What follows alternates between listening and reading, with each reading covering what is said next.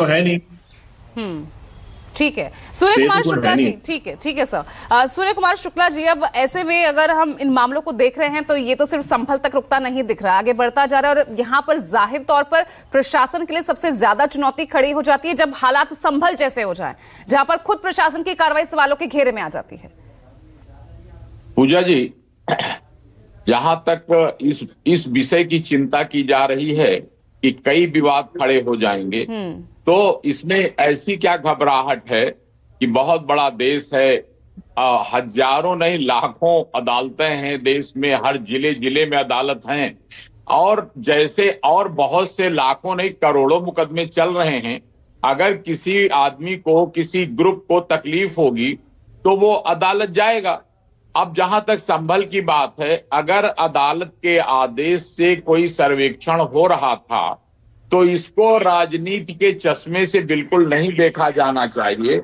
इसको अदालत के आदेश का सभी को सम्मान करना चाहिए। अब अगर कुछ गुंडे बदमाश लोगों को भड़का कर इकट्ठा करके ले जाते हैं और लेकर के विरोध करते हैं, सर्वे नहीं करने देंगे, तो अब पुलिस व्यवस्था बहुत मजबूत है। प्रशासनिक व्यवस्था अब पहले की तरह नहीं है कि मुझे याद आता है कि एक बार सुप्रीम कोर्ट से आदेश हुआ, मैं बनारस में उस समय एसएसपी तैनात था, तो 2 कब्रों को हटाने का आदेश हुआ सुप्रीम कोर्ट से, और भीड़ इकट्ठा हो गई। तो फिर शासन से आदेश चला गया कि भाई आदेश जरूर है सुप्रीम कोर्ट का, लेकिन भीड़ बहुत इकट्ठा हो जाएगी, इसलिए अब इस मामले को रोक दो और सुप्रीम कोर्ट को खबर कर दी जाएगी कि ये जनता की भावनाओं के विपरीत है। तो लेकिन अब पुलिस व्यवस्था, प्रशासनिक व्यवस्था उस समय से बहुत आगे बढ़ गई है। अगर कोई जबरदस्ती न्यायालय के आदेश को रोककर गुंडागर्दी करने की कोशिश करेगा और पुलिस से भी लड़ाई करने की कोशिश करेगा, तो ये कोई राजनीति की बात नहीं है। न्यायालय के आदेशों का पालन कराया जाना चाहिए। सभी राजनीतिक, सभी सामाजिक, सभी धार्मिक लोगों को इस बात का सम्मान करना चाहिए। जो भी मुकदमा आएगा अदालत उसको देखेगी, और अगर किसी को कोई शिकायत हो तो उसको उच्च न्यायालय में जा सकते हैं, उच्चतम न्यायालय में जा सकते हैं। लेकिन सर अगर प्रशासन की तरफ से सब कुछ दुरुस्त होता इसके बजाय कि तो मौके 19 पर तारीख आप को भीड़ सब कुछ इकट्ठा करा सामान्य था और लीजिए, 24 को गुंडागर्दी हालात करके। एकदम बेकाबू हो गए, फिर वो स्थिति भी नहीं होती। जी क्या कह रहे हैं? अगर सब कुछ दुरुस्त था प्रशासन की तरफ से, तो जो स्थिति 19 को सामान्य रही कुछ ही घंटों, क्योंकि ऑर्डर आने के कुछ ही घंटों में वहां पर सर्वे टीम पूरे प्रशासन अमलों के साथ वहां पर पहुंच चुकी थी, तो 24 को क्यों फिर हालात बिगड़ गए?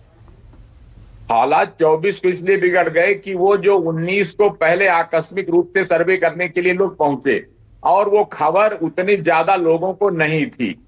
बाद में जब दोबारा ये चर्चा हो गई एरिया में कि कोई सर्वेक्षण न्यायालय के आदेश से हो रहा है, तो वो खबर पूरे एरिया में फैल गई, और फैल गई तो कुछ लोग जो निराश हुए थे चुनाव की जीत हार के कारण, वो उन्होंने सोचा कि दबाव बनाकर हम हंगामा करा दें, और हंगामा करा के तो उससे दोनों फायदा ना हो, तो उसमें लोग राजनीति करने लगते हैं। राजनीति ये करने लगते हैं कि अगर पुलिस उसमें भाग जाए, अगर वो डर जाए, तो बहुत बड़ा ये कहा जाएगा कि पुलिस फेल हो गई, प्रशासन फेल हो गया, तो उससे राजनीतिक लाभ मिलेगा। और अगर मान लीजिए कि पुलिस सख्ती कर दे और बल प्रयोग करके पुलिस कंट्रोल कर ले, तो फिर आरोप लगाने का मौका मिलेगा कि देखिए तो सर पुलिस इस वक्त कितनी तो ना बर्बर चुनाव है, फिर तनाव कितना किस बात का अत्याचार है? हो रहा है सवाल तो पब्लिक ये है पर। ना, चुनाव तो है नहीं तो तनाव, चुनाव तो हो चुके, रिजल्ट आ चुका, तो तनाव फिर किस बात का? ये बात एक दिन की नहीं ना है पूजा जी, ये तो राजनीति। इसके बाद अब देखिए फिर से कोई ना कोई चुनाव, अब आपने सुना होगा दिल्ली में चुनाव है, बिहार में चुनाव है, तो ये तो क्रम जारी रहेगा। और राजनीति अपने अपनी करने के लिए लोग बेचैन हैं। विकसित भारत का हम सपना देख रहे हैं, हम 5वीं सबसे बड़ी अर्थव्यवस्था दुनिया की हम बन चुके हैं, 3री की ओर अग्रसर हैं, और उस बीच हम ये बातें, आज हम इस पर चर्चा कर रहे हैं, हिंदू मुसलमान, राजनीतिक विरासत, सपने, कहां कंपैरिजन हम कर रहे हैं? फिर देखिए इससे कोई घबराने की बात नहीं है, बस ये सबको समझाने की बात है कि न्यायालय से शांतिपूर्ण ढंग से जो आदेश हो उसको सब लोग मानो और मिलजुल करके रहो। हिंदू मुसलमान के आधार पर लड़ाई ना करो। और मिलजुल कर रहोगे, जो अपनी बात हो अदालत में कहो, जो हो जाए उसको सब लोग सम्मान करो। ठीक है, चलिए तो आज